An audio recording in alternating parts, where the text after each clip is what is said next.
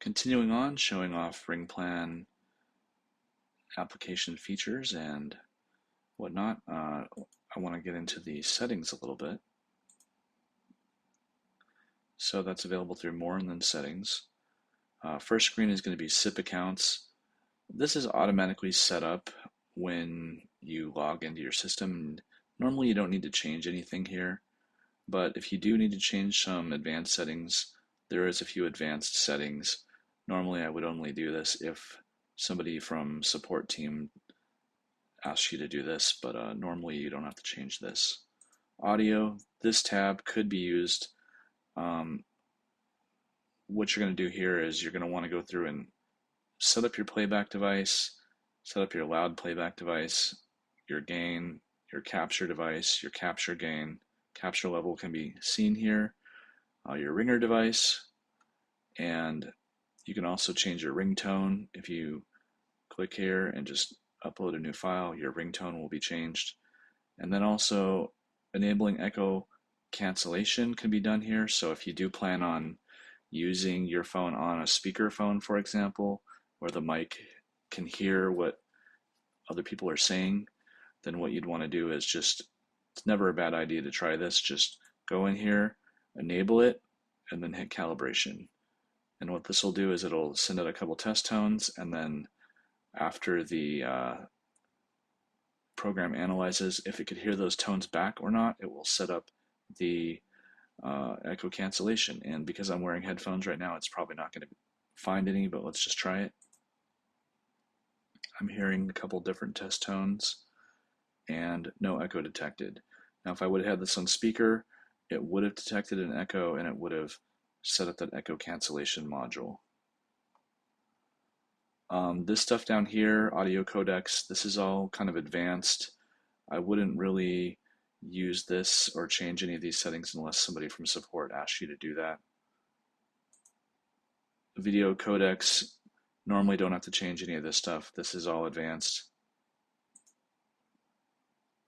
Calls and chats, there are a couple things in here that you can change.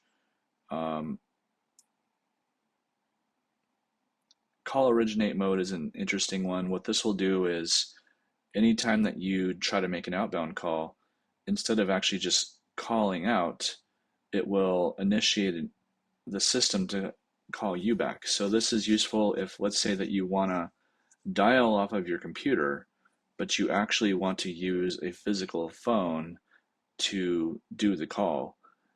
This will kind of allow you to do that. You can enable originate mode, and then any number that you say you click to call off of your computer, it'll make your actual phone ring, and then when you pick it up, it'll connect the call. So that's kind of what that is for.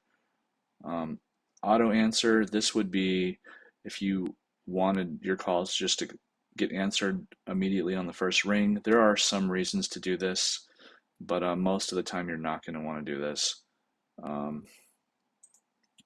Network, not really a whole lot of stuff you need to ever change here. It is possible if the admin or the support team asks you to change something, you could do that, but otherwise normally you don't have to touch that. User interface, this one does have a lot of user settings that you might want to tweak. Exit app on close window, I usually don't put that on because if you close the window then you can't receive any calls, but some people, I guess there's a reason why you would want to do that. Auto start app, yeah, actually I probably would want to enable that, so right when I log into my computer the app will start up. You can also make this app the default for calls, and there you go. It just reset whatever I had, and now this app is the default. And that's good if you want to make sure that those hotel links that everybody puts into their web pages will make this app pop up. You can just click that, and that should set your system up to do that. Enable sidecar. So this is an interesting one. I usually like to enable this, and I'll actually make another video on how the sidecar works because there is a little bit to that.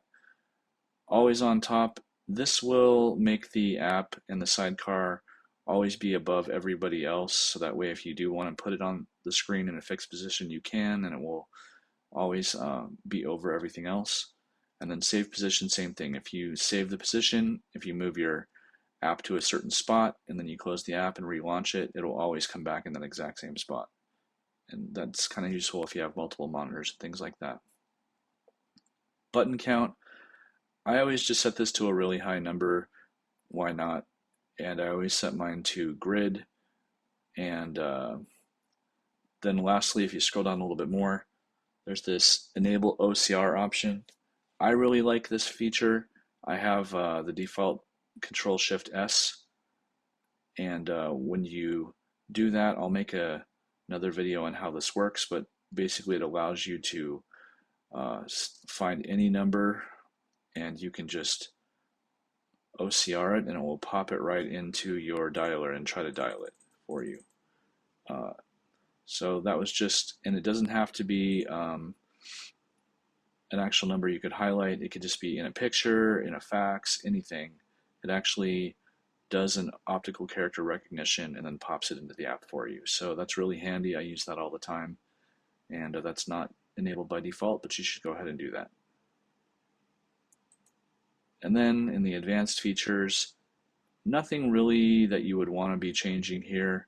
Unless, for example, you don't want to send crash reports, you can turn that off. If there's any time that the app crashes, it'll automatically send a crash report to the dev team, and then they'll analyze those crashes, and if there's anything that they can do to resolve those, then that eventually comes out in a new software release. Alright, so that's everything to do with the app. So what you're going to do is mostly go into the audio tab, make sure that your audio is all set up the way that you want with the correct devices and things like that. And then I would also go into the user interface tab and just make sure that all of those options are set up the way that you would want. Alright, now it's your turn.